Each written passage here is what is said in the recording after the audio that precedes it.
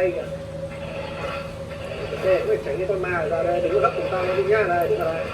Rồi, ok, vào góc rồi. Góc đứt tắt bụt rồi. Vào góc rồi hả? Rút cái góc. Ok, tao thoát rồi. Ở đây là chỗ thằng đang mở bạn. Cái cửa là cửa nào?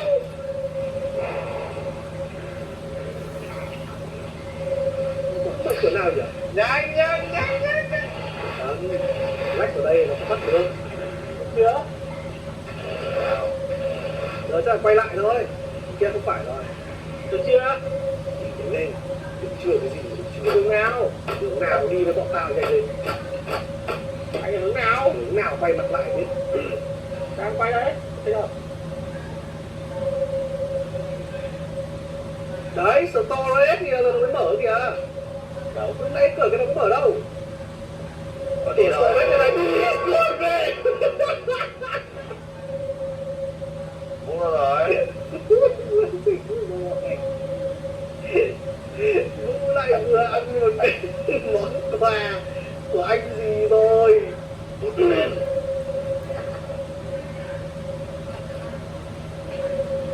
Rồi đi nhanh lên Vũ ơi.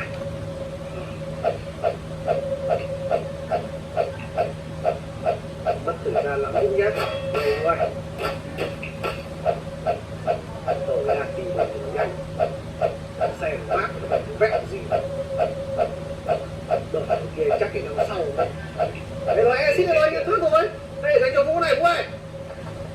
Đây, cửa exit đây dành cái gọi là cái vinh dự này cho mày này. Cửa nào này, quay lại cái chỗ cứ quay là có cái cửa sắt nó mở rồi đấy. Chỗ cũ à? Chỗ level 1, 2, 3, 4 đấy á? Đâu nhỉ? Đấy, em đang đứng ở chỗ level 1, level 2 đấy. Đứng ngay trước bên đất đi. Đấy, đứng đấy nhìn vào đây, tao đứng đây này.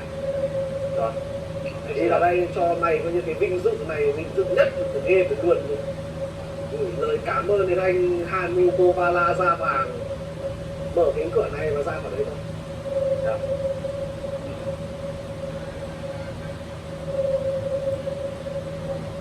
Exit.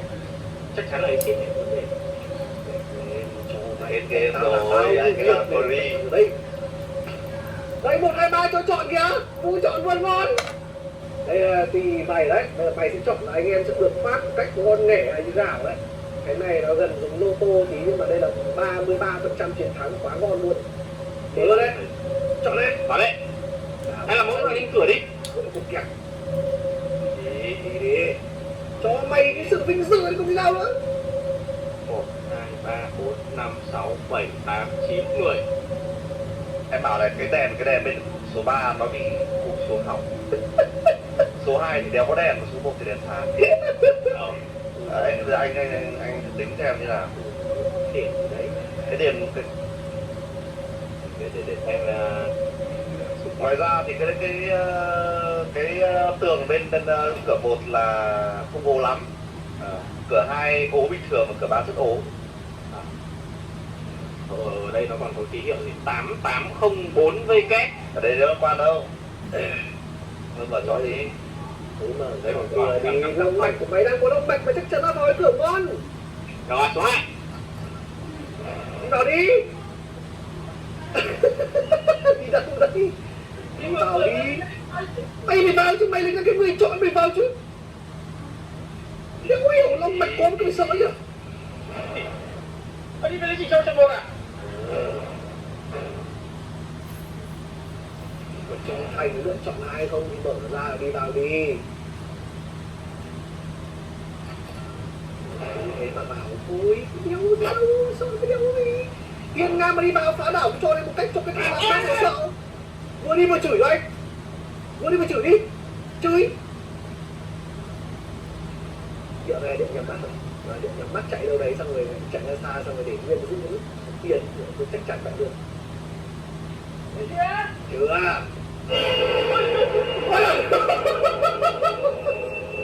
Lại phải chọn lại à?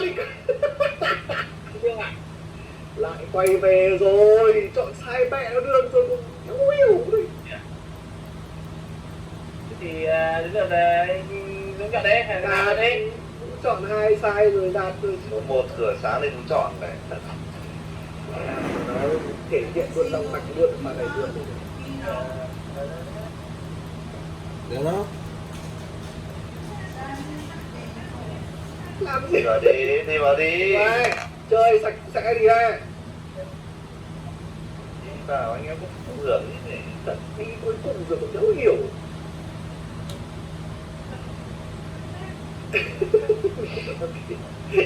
Nhìn cơ mà. Thỉnh thoảng này. Cái này đúng rồi đấy. Đạt có lòng mạch kinh cái gì nữa. Ôi ơi.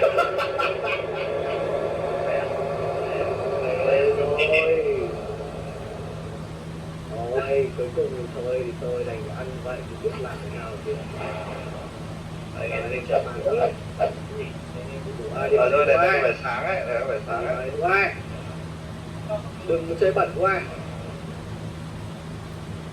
Nhanh quá. Chơi bẩn thế thì mọi người ta kinh rồi đấy. Trẻ con này nó kinh thế. Kinh quen rồi. Nhìn tao đảo à. Đây là cái điệu nhảy trừ ma. Đảo nhảy. Trường này chắc đẹp đường đẹp với sao thì nó phải sáng. Con vậy. Đây đâu? Tiếp đi cứt. Về đi. Ủa này kiếp tiếng ai khóc kinh đấy. Đánh sao?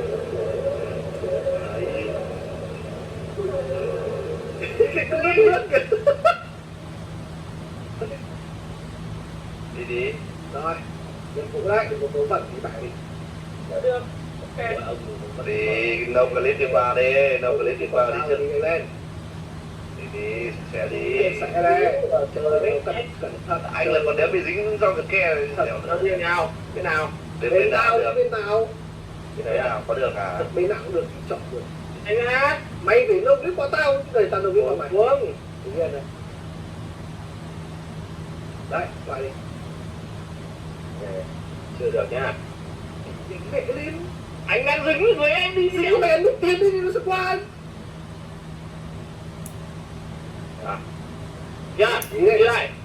Phải giữ lúc tiền chạy đầu lại gì lương cứ nào phải sợ hãi. Ai nhảy à? Chứng tỏ là có ngồi à? Múa nào? Múa mạnh mà phải bảo biết hai bên liên tục vào. Đấy, có cái gì đâu. Trời ơi, ai ngon. Ôi trời.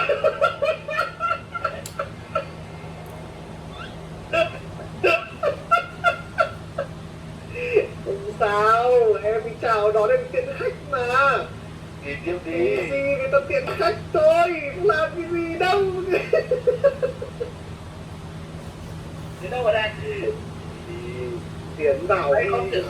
Mày có em thì xinh lắm đi ra mà. Tóc dài, mượt. Đấy săn, bố của săn siêu chị đầu mẹ luôn. Đến nào đấy. Đi đây. Ở Việt Nam thì sợ lâu thế. Thế, biết thầy mới nghe buồn. Ô tổ mát. Đấy, đi hết bây giờ chỗ ai đây. Ôi này, cửa sổ kìa. Mày không thảo dính à. Nó bật lên cái cửa sổ này. Thế thì anh dính cái đéo nữa.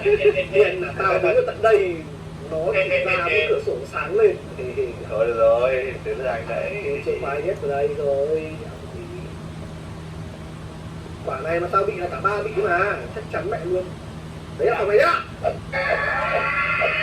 Cái gì ạ? Cái gì không? Gì đâu? Đây đây, con nó bò giống con lúc nãy rồi mà. Xong rồi. Xong chưa? Xong rồi. Đấy, đúng đấy. Tập cái phòng nào thôi.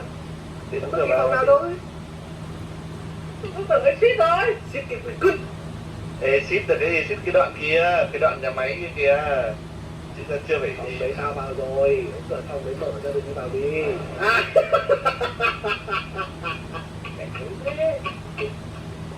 Phòng đấy phải có chìa khóa mở được. Ôi. Tiên bất tiên đầu kỳ tâm tươi. Anh em ta tốt suốt đời. Đi thằng lè. Vào đây thôi gì? Tình yêu dần Rồi. Đi dịch ra kia đấy, em đi dịch ra. Rồi đấy thì ngày sau đấy không buồn nữa nào nữa. Bảo này. Rồi xuống đi đấy, rồi xuống đi.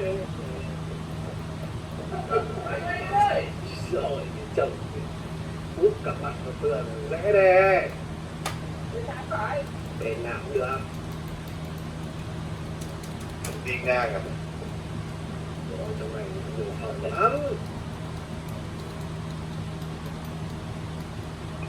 Không được nhỉ? Đi. À đây có cửa này. Cửa thì phải đi hết người đã. Cửa cùng thì sao? Còn bao nhiêu gì à? Đi hết cửa này đã rồi em cứ chọn cửa em đi. Để đâu đi đi. Không có cửa cùng thì cứ đi đi. Hết chỗ này đã. Ôi, tôi mở đấy. Cứ đi đi, tính đâu mà. Đi mày mà. Như đây là quay lại chỗ lúc nãy rồi sao ấy? Hôm nay là chỗ nào? Đi đi, cứ đi hết đi. Quay lại đi đi, anh có gì mà sợ. Đi hết chỗ đi.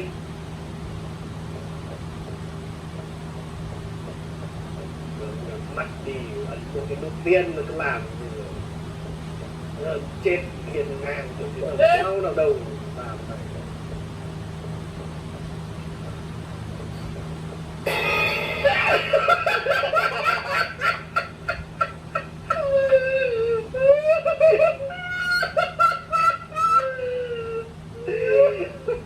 Thường thôi mà, có cái gì.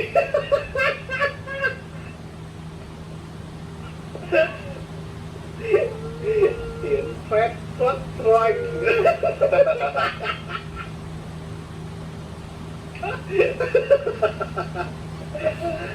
Thôi được rồi, nữa nhìn xa sắp là cái gì.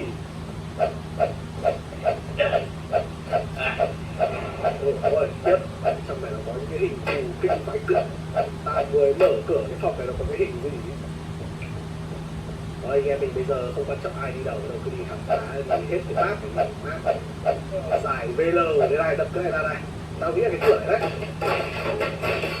Đấy, đặt nó đây. Nhà một đời. Sao anh em lại ấy thế? Em là bao? Chả đến mày nhà ấy, tao cũng chả đi được. Bảo anh em không vấn đề gì. Vấn đề thì tao chả đi mở phòng gì nữa. Chìa khóa là gì? Ủa? Không phải đâu. Ủa? Sao nó mở thế? Thêm một cửa nữa. Sai mất rồi đấy. Hay đi luôn, chìa khóa mày có nhặt rồi. Cái chìa khóa mất rồi. Đúng đưa rồi. Đúng ở đây bố ơi. Đó. Cái đéo nó cửa khóa mẹ thôi. Bây giờ đâu click vào đây đi. Đầu đi vào đây đi. Vẫn phải nữa, cái đây. Đừng cao dẫn em đi chứ. Thôi đi đánh tao đi luôn rồi. Để đâu hiện mất thời gian tao đi tập trận trước kéo vào chấp nhận. Đừng cao. Là có biết. Cửa nó có cái hố bị đập gãy ấy.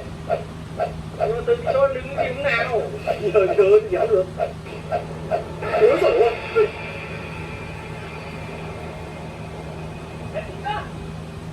Thế là chúng ta không gì cả. Có cái gì đâu mà gì. Quay về đây rồi. Thế con ngồi bên. Cứ rồi cũng kìa. Đâu em đâu? À đây à? Đây thôi. Còn đang tập trung ấy. Lúc ba đừng gặp lại anh em phải không?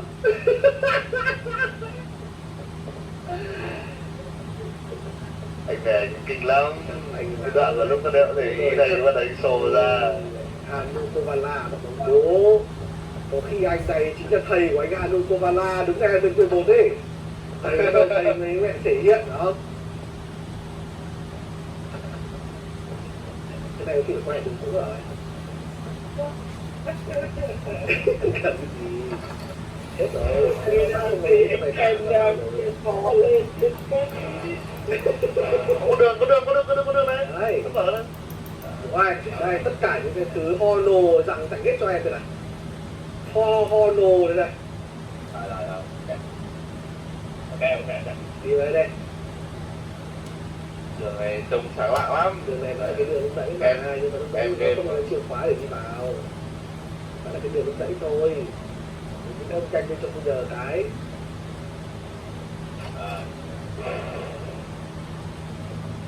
nó có đường không mà. đường cái chìa khóa nãy mày tao nghĩ là nhặt rồi ấy. Thử ra như ấn mở cái cửa ấy xem nào. Không, cái chìa khóa nó mở toang rồi. Mà đi vào đấy là cái thằng kia nó lao ra là bị ấy luôn. Nó có. Nó bị bay trở lại luôn. Đấy mở rồi đây. Uầy. Đấy. Đây. Ê, xít ở đây. Đi lên. Nào. Không chịu được. Đây này. Kéo cái luôn rồi, ăn chung kéo rồi. Cái này đừng có quay lại nhé. Đấy, ai làm gì? Đừng có chơi đẹp đấy. Tiến thẳng vào đây đi, đấy, ta không ai đi vào gần mày để chưa đạt dẹp đường cho tao đi. Đi vào trong cái cửa kia là tiến thẳng là cái cửa nó đã thằng nào nó cắm sẵn ổ khóa rồi. Mở ra là thoát khỏi mắt, kết thúc tao thì chữ thanh kiêu luôn. Thẳng đấy, đi thẳng vào trong đi. Đi thẳng nó lên. Đấy, cửa đấy. Mở ra là xong, đạt cắm chia hết rồi, xong hết rồi, mở ra là xong. Nó phải Mở cửa ra. rồi. Đây, đi vào là xong mà. Anh vào đi, em đến cửa rồi. Mày. Nãy giờ mày chỉ có một chỗ đấy.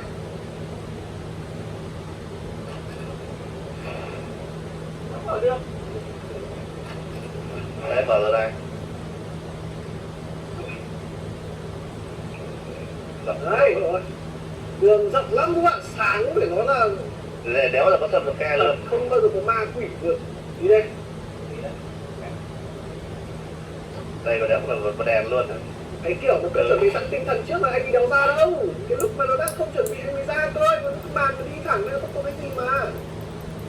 Bảo rồi. Mày cứ cẩn thận. Cái gì đấy.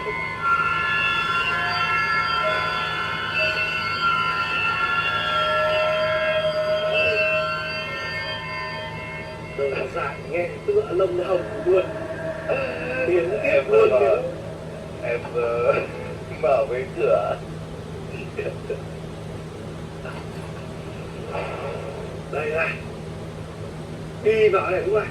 Tôi luôn không cần đẹp. Tôi quay lại cho mày còn sắp chết các mày ạ. Kinh vậy cứt. Hay còn sống đây? Hay còn sống không? Anh ơi. Amazing good job. Mày. Ủa rồi. Mày hay sao rồi? Sao nữa? Cái đi cầm đi.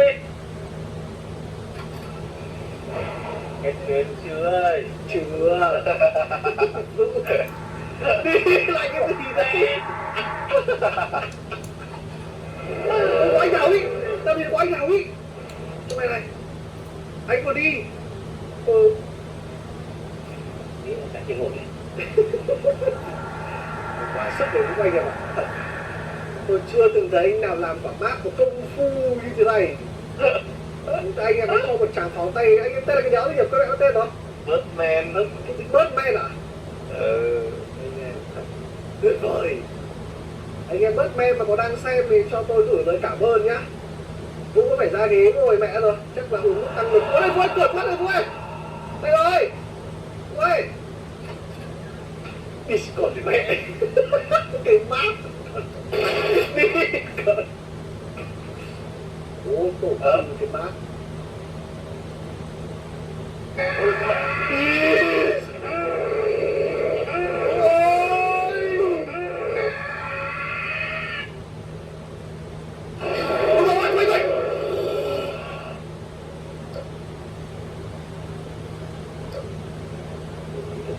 ra ghế nghỉ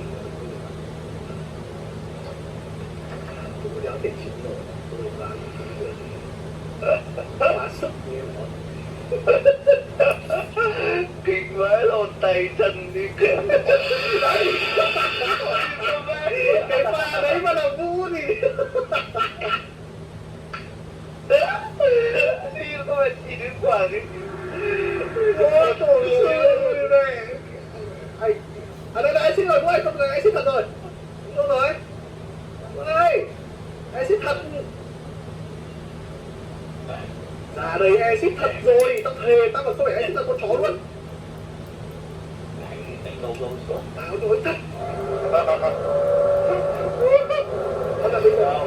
Ôi, đi rồi.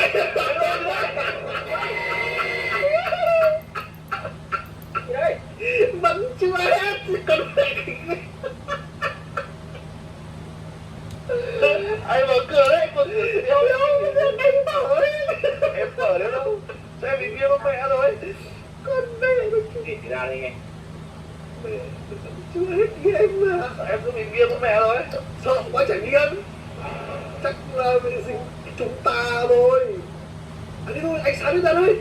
Anh Sáng có được hâm đi thôi.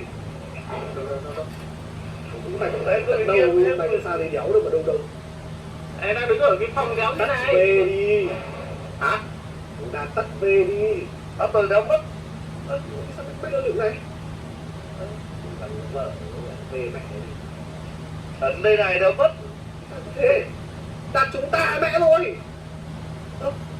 Ra đón em đi. Đón Thầy chị bà đây. Bọn tao đi mẹ ra tận cái chỗ nào rồi. Mày đi thẳng cái đường mà mày cứ đi đi. Thì mày sẽ thấy có một cái hố. Mày nhảy cái hố ấy sẽ xuống chỗ bọn tao sao mà lên được. Đi hết hành lang rồi đéo cái gì. Trời em ơi, mình đâu có đi mà đéo thoát được. Thế rồi. Kết thúc Cái nhạc yếu ở đâu? tiếng nhạc kết thúc mà tao thì anh Sáng cuối đường hầm rồi. Quát rồi. Con đường heo cây rồi. Quát rồi. Trời em ơi, em đi chậm quá. Đây là đường để đi mày tiến đến dưới thiên đường. Đường đến dẫn đến khung thành. Đường đến đỉnh Olympia. Nghe nhạc có vẻ hiền lành đấy. Ôi trời ơi. Cái lồn đấy. Bắt hồn vì nó bay thế cứ bay mẹ qua. Rồi sao? Bad ending. Rồi em được là tốt rồi. Em nào cũng em nha. Kinh mát. Đây em ạ. Em. Thế là em à? Anh nhớ lên cái map này nhé. Nó có tên là Horido nhá. Em. Anh nhớ cái ngày trời Đây. 21. cái ngày trời tháng 1 nhá. Anh nhớ đến ngày 20 tháng 11. Anh em nghỉ vài phút rồi mấy anh em sang K2 thì mình nhìn. Tưởng tìm đến mắt đến thời tiết buồn quẩy phân men của mắt nữa đấy. Lên tìm. Yêu anh em nhá, ngủ mai cô giáo để cho mình nhận thì ngủ đi. Mấy anh em sang K. Được, Alice. Được. Đây là lần chết thứ 3 của anh ở kiếp.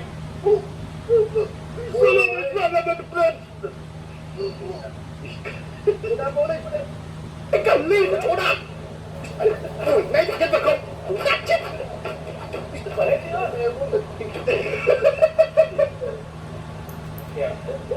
Ôi một chó đạp rất cao thì nó ra đường này đạp vào đây, còn thằng cũng đường sữa là mở hết mấy cửa đấy ra. Mở chưa? Cuối thôi. Tao đang ở đấy đây.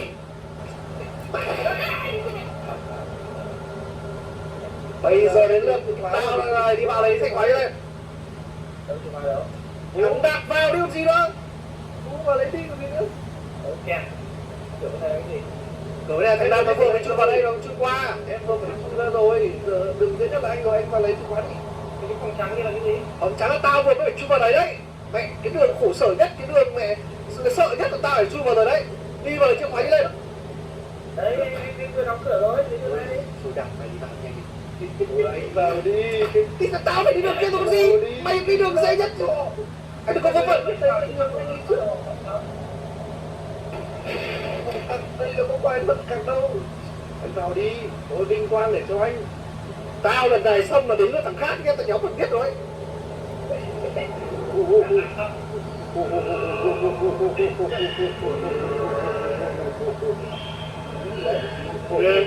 Nào, cái con kia. Tao lấy chìa khóa rồi, bây giờ chúng mày phải vào đây. Tao lấy chìa khóa rồi. Đi vào đây nhanh mẹ lên. Wow, vùng vật. Sao nó đéo hiện ra cái gì nhỉ? Nào đéo biết. Bây giờ thằng bạn bị phái kia ra đến với thằng Nam. Nhanh lên. Em vào đến sửa. Thế này đi ngược ạ. Phá ra bật ra vào đi còn gì nữa. Em phá xong rồi nhá, đến lượt Vũ mà phá này đi. Vũ vào phá cái này đây. Cái gì? Phá hết mấy cái này lên.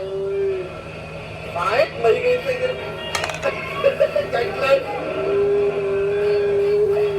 Chưa, còn nhiều, chưa.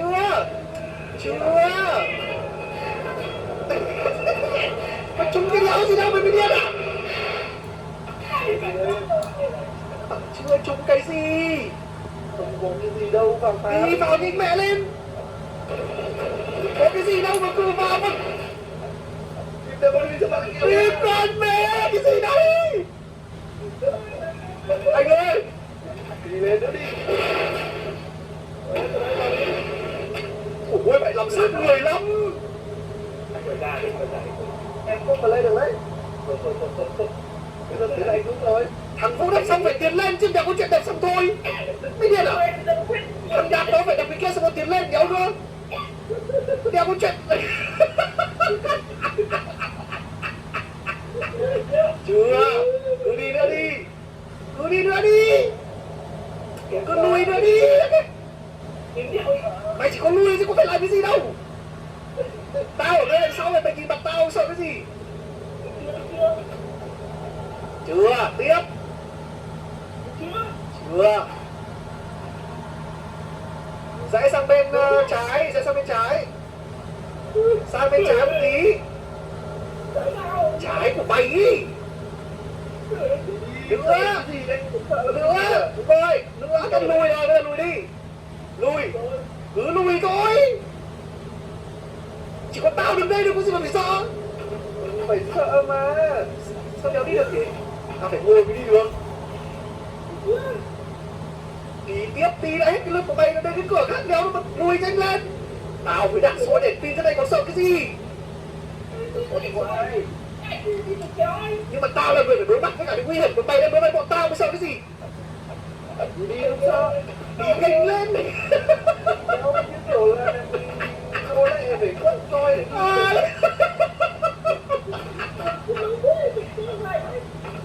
Đây là số phận chị Dậu, nhìn ra phía trước mọi thứ đều tối đen đến cái tiền đồ của chị. Đây là anh Dậu mẹ rồi. hết chưa? Chưa hết, khổ qua nữa đi.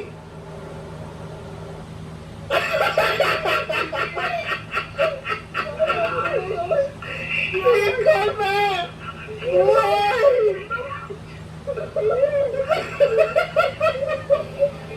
Ôi rồi ôi.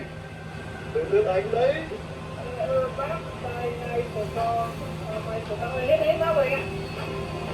Thế mà chỉ có thế thôi à? Ôi đi. Rồi không biết nào. Ôi đi mẹ. Mẹ cái mép là chỉ có mỗi thế thôi anh em ạ. Bê tổ sư này. Ê mà sợ. Mày quạt thằng nó vật.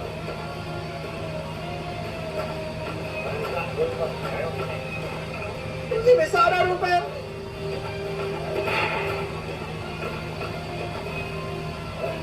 Chứ là mình vào cái này chưa nhỉ? Thôi để vào sang mép này xem. Mới đi. Mẹ má vật. Cứ tưởng thằng Vũ bị ngã xuống cái chỗ kia phải có. Cái mép này đi rồi đúng không nhỉ? À mép. Mép đi rồi sao nhỉ? Đúng không? Mép mèn chưa đi rồi. Rồi. Tắt UV. Rồi. Ở đây. Mép mèn trước là chưa đi hết này. Vào đây. Cứ vào đi. Lần trước chưa? Lần trước còn nhìn người đi kia xong rồi tao thôi mà. Mép mày chưa đi hết. Nó ngã vào đầu mày chết thì sao? Vũ lùi ra, còn lại này chết mày đó. Rồi đặt vào, sống lại đi. Đúng rồi, dưới chân đây có cái gì ấy.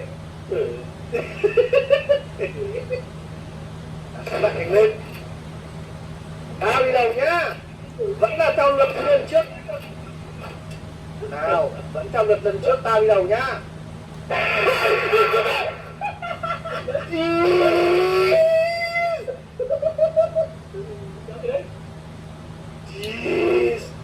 Làm đập tắt cái này đi. Tắt cái gì đấy? Khổ ấy luôn, chết mẹ rồi. Cái gì cái gì khiếp quá, chết mẹ rồi. Tắt cái này đi. Nghe tắt cái gì? Nó bật cái mặt ba lên. Em có đi đâu thấy quen. Thế thì cái map mày đi rồi sao chứ? Sao ra cái này nhỉ? Thế chúng mày phải mở cửa hay sao thì tao mới đi tiếp được chứ? Nếu mở được. Không mở được à? Mắc test rồi. À cái map lần trước là chưa đi hết à? À đúng rồi, cái map lần trước là chưa đi hết. Cái map lần trước mới là cái map chưa đi hết. Rồi, map của cái phòng này là cái map lần trước chưa đi hết. À, mày chưa đi hết đúng không? Đúng nhỉ?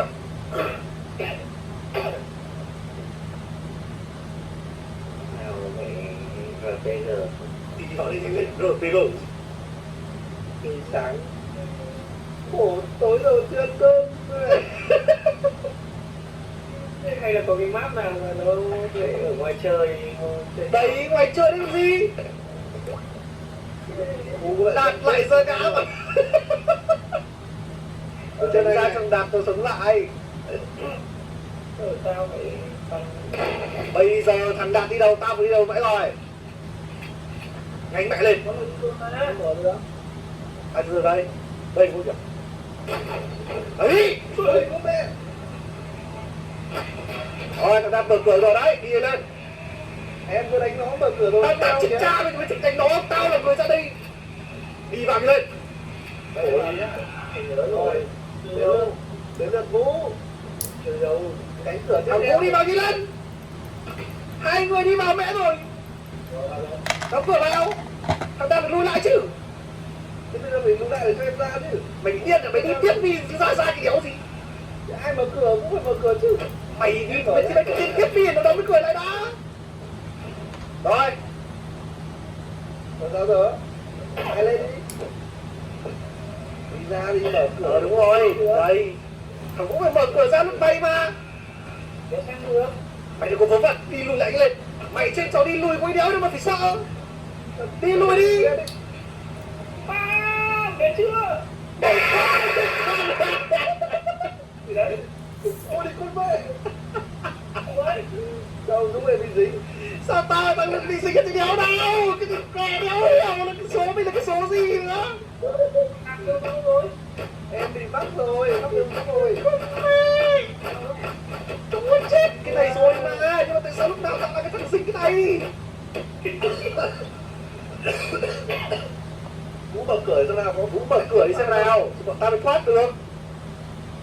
sao lại bị dính cái kia? Mẹ lên mở thì bọn tao mới đi được. Làm gì có cửa? Có cửa sau lưng mày. Kéo mở được. Con này vào lỗi để sao đấy?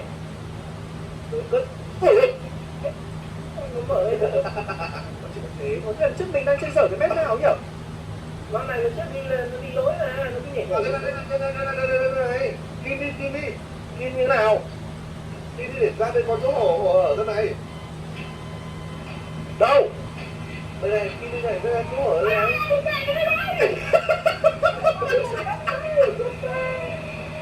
Cái chỗ này đéo đi được.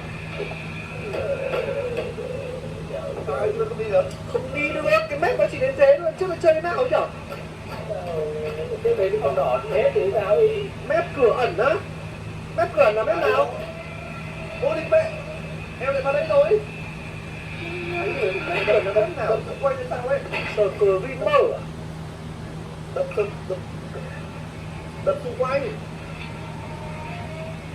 Đập xung quanh á? Em mà đập xung quanh nữa vào mẹ đi chỗ này này.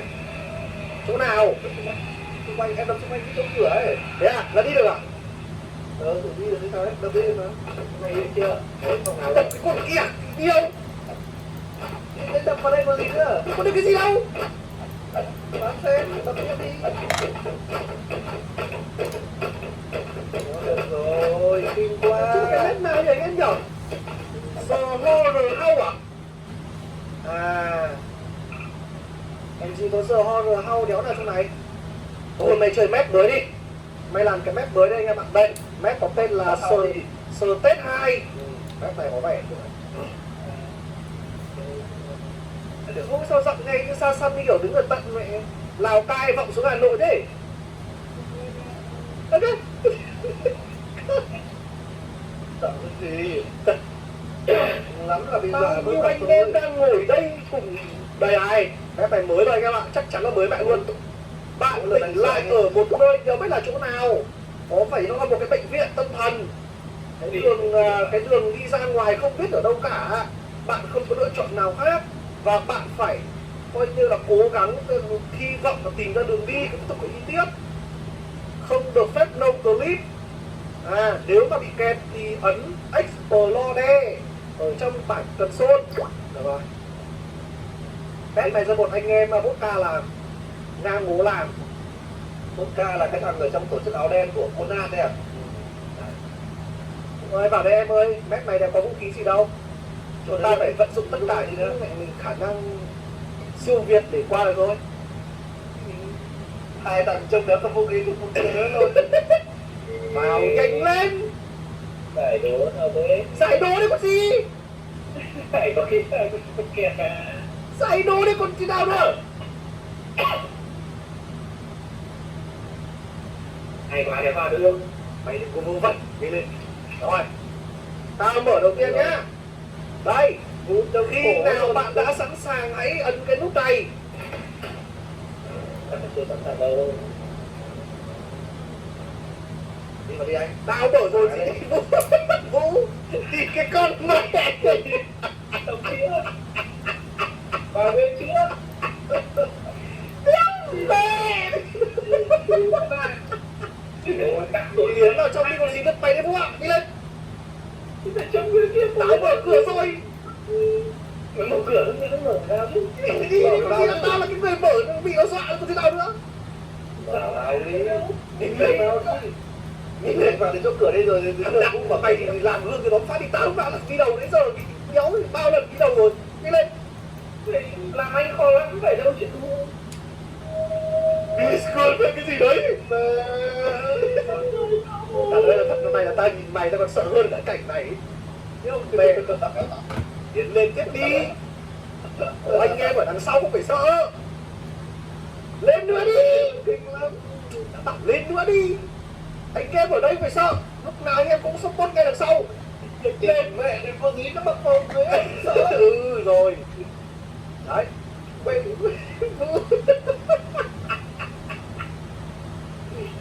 Tắt đèn đi. tắt đèn đi. Tắt đèn nhé. Tiến tiếp đi, tao soi đèn cho yên tâm. Cái đéo gì đâu. Cái gì? Tiền kéo đi đấy, kinh vậy. Đéo có tiếng gì. Hả? What the fuck? Nghịch lên. Rồi thằng Vũ làm gương rồi, thằng Đạt làm gương rồi, thằng Vũ vào mở cái cửa này nhanh mẹ lên. Bẩn chịu nó vừa thôi. Mở thôi nhé, không cần vào nữa nhé. Đéo cần biết. Nhanh mẹ lên. Đến đây làm gì có cái gì nó phải sợ nhỉ? Đứng thẳng lên đi. Sáng rồi, bên trong cái gì đấy nhiều Sáng lắm. Đi mẹ đâu. Cửa đâu. Ở đấy có cái gì đâu. Bây giờ mới bắt đầu là màn tiếp theo thôi. Đi vào đây. Đâu.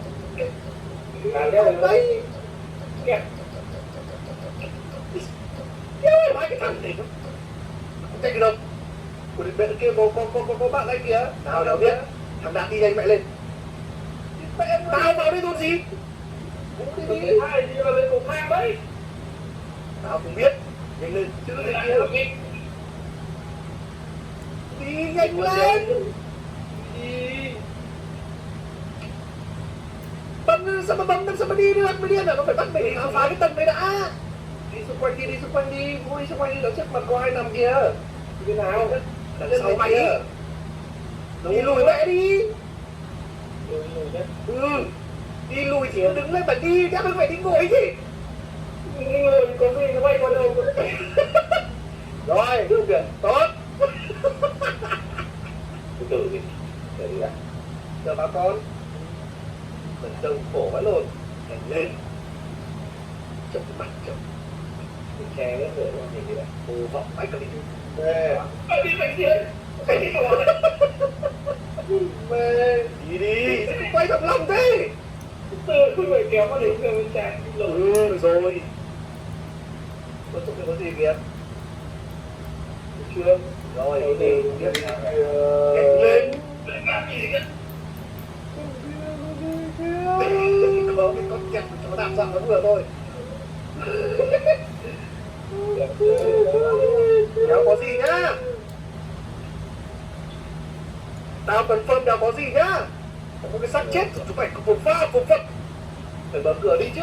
Phải tìm cách mở được cái này. Tìm cách tìm cái chìa khóa để mở được cái khóa ở đây nhá. Thì mới gạt được cái cần cái lên là mới có điện. Thì mới đi được cái thang máy. Thằng đạp vào mở cửa đây. Tao phải tiến trên này rồi thế này. Chọn bất kỳ cửa nào để mà mở lên. Đi vào. Tìm vẽ mở cửa rồi. Ui vào. Máu đây. Lên. Đi vào.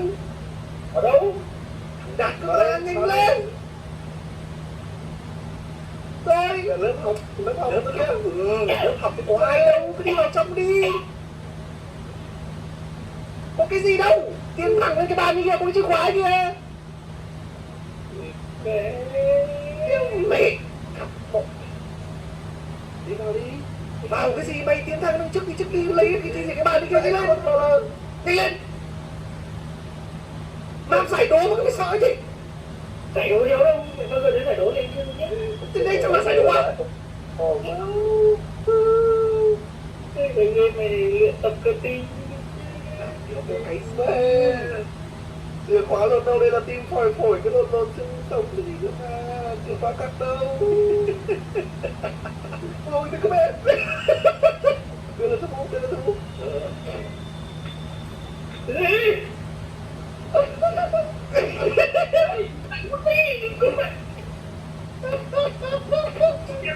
cái gì đâu, đây là xương chó thôi. Là lách thôi.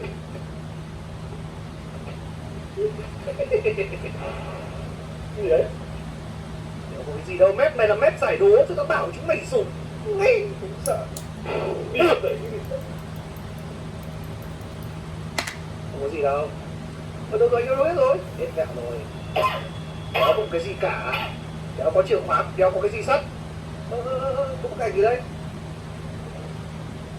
Ảnh ông bố là mẹ với đứa con, cái gì đâu. Phải đưa cầm được đấy. Xin nó có vỡ tao kể. Đi thôi mà chờ cái thằng này mất thời gian lắm, tôi đi mẹ nhiều chỗ nhanh. Ra đây, anh vào phòng kia rồi, bây giờ đợi em này. Phòng nào? Phòng nãy chẳng vào rồi. Mẹ đi. Ý ra đâu này? Vào phòng là kia.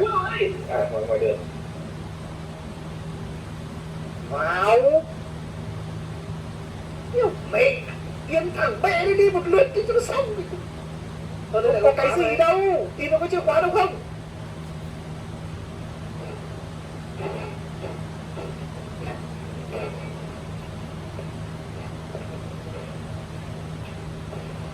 Lục khách trong này ra sao nào?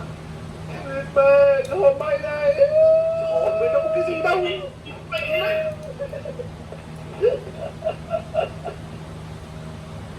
Chìa khóa, vân vân. Mình phải tìm cái chìa khóa luôn hết mấy cái hồn người ta. Ôi, chìa khóa đâu? Cái cái kéo gì đấy? Sao cái cửa kéo này nó đòi chìa khóa vậy? Yêu mẹ. Lục khách với bên này xem nào. Lục đi vào. Lục có tiền nào. Lục nhà nó đâu cái gì trong đấy sao? Sống kinh cứt. Quá em. Cái thành bốc phát mẹ rồi, điên giả là bốc phát à? Thế nó phải có cái chỗ nào nó để chìa khóa chứ. Đỡ hiểu. Mày chưa mày thấy là Vũ tao bảo cái mép này là cái mép không cái gì, mép tìm chìa khóa thôi. Đi đi, đó thì phải riêng về hai nhân vật rồi, cùng nó thấy mình nó kẹp rồi. Cái mắt này không có cả cái play à? Cái ở bên Không có.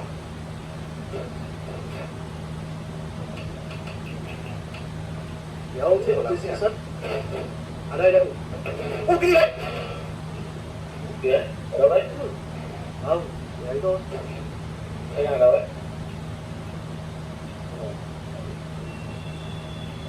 Không phải hướng đi. Xong đưa cái vali này. Gọi lại phòng lái xe nào. À đây, mở cái cặp tủ ấy này. Yêu mẹ. Mở vào Đi đây. Vừa nè mà thôi.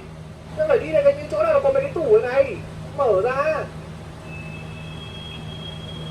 có ta. Chả nào. Chả biết à.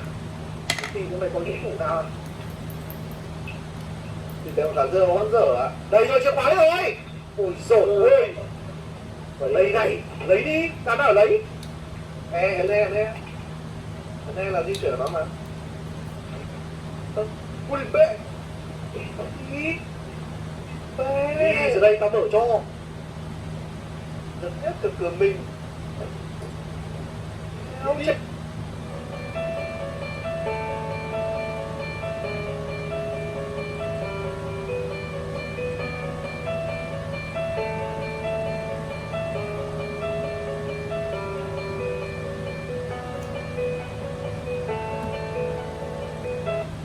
Tránh ra. Rồi. Nó phải tháng này rồi. Thì chắc là cái phá phòng kia rồi. Cái gì của kia đi. Cầm này nào.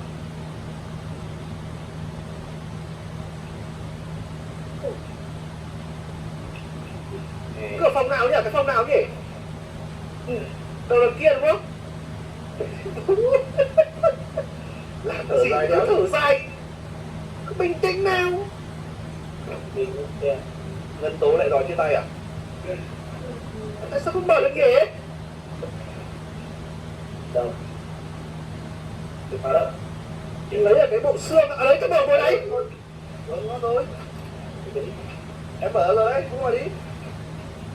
Nhanh lên. Cái màu xanh đẹp nhỉ? Chắc là cái tủ này mở Có rồi. gì đâu. Vật.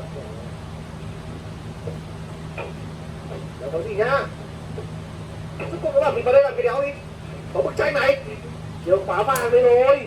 Các bạn bếp này là bếp giải đô mà của thằng đại nó cưới. Đi nào. Không tin đâu cái gì, cái này không tin. Thì ra mở cái này nào, số tiếp 2, chắc không phải lên tầng 2 là mới sợ. Rồi. Đây mới chỉ là cái tầng đầu tiên thôi. Dọa chỉ con. Thì đẹp bà ta đã thấy đéo đúng rồi này, mát sạch. Rồi. Con dao lên. Xong rồi. Khởi động rồi đấy. Rồi. Điện lên chưa? Ra mở sao? Ngon chưa? Ra mở cái cầu thang máy rồi đi đéo nữa. Cái gì về đâu? Đây. Vào đi. Mua đâu rồi? Rồi. Rồi. Cái tiếp gì đấy? Trời mua được chắc quá. Nó khổ tâm tôi. Vào cho nó một. Lên tầng 2 thôi mà lâu. Sợ Tết không người này tầng 1 dưới này. Nó lên xuống. Thì mình càng ngày càng phải đi xuống còn gì nữa. Ôi anh ơi. Sao tôi tay bị ăn? Cái kỳ đấy sao nó bật lên. Security room, cần chìa khóa vào security room. Đéo qua trong này vào cái số 3 nhá. Đúng rồi. Đấy. Cái đang dừng ra đấy. Cái Đấy, đang cửa bên kia rồi. 3 cầu dao nhá. bật lên. Không bật được. Không có điện.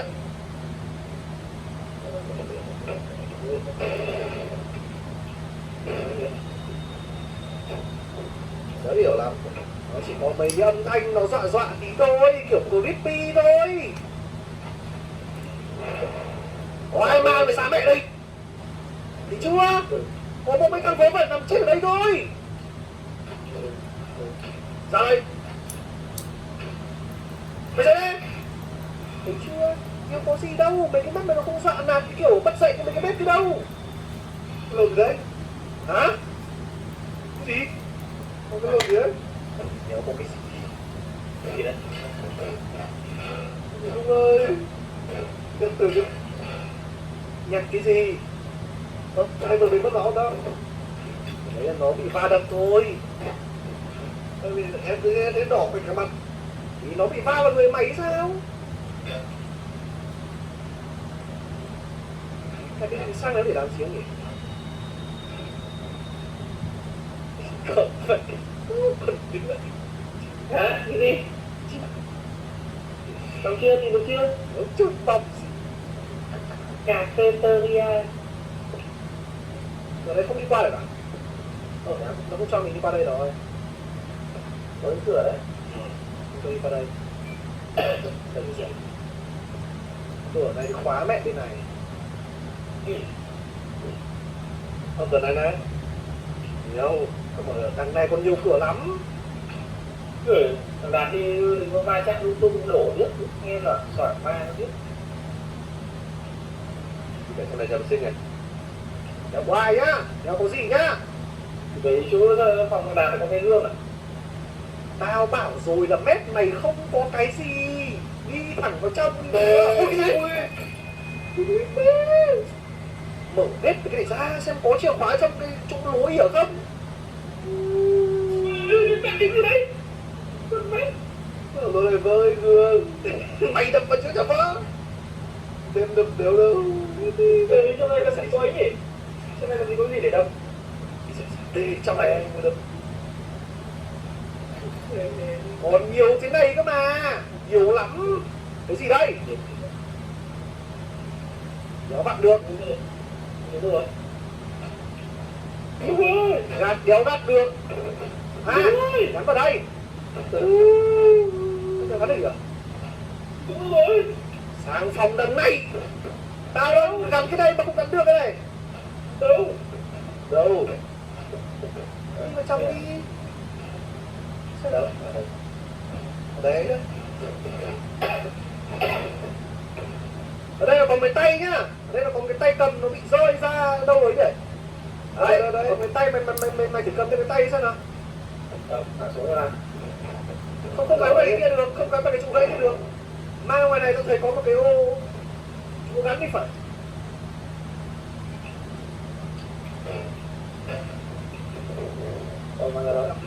À đấy, đường ra đây rồi này. Đây là đường để ra khỏi bệnh viện rồi này. Nhưng mà mình cần phải có chìa khóa để mở được cái cửa này là xong. Cửa nào? Anh nào ở chỗ nào? Ở đây á? Đấy mở đường gì? Này, chỗ này là chỗ mình có thể ra được cái này. Zip e way out here nhưng I don't have a key. Đâu là chìa khóa đâu? Chứ đâu? Mày ấn vào cửa cái cửa đấy. Rộng vãi đái ạ. Ui. Rộng. Nhưng mẹ cái mét này rộng lắm. Nhiều lắm. Đúng rồi. Đúng rồi. Cái gì đang đi xung quanh không có ma cái mét đất này. Của tôi nói bao nhiêu.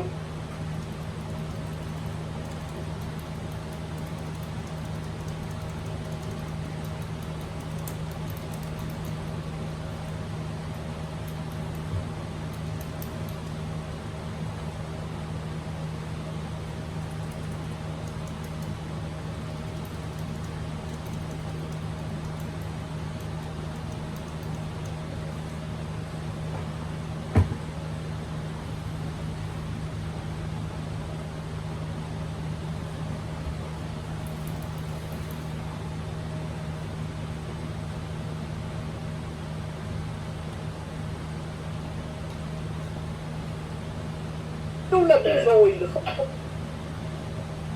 Anh ơi, không có chuyện gì này. Mét này giải đủ vãi đái lắm.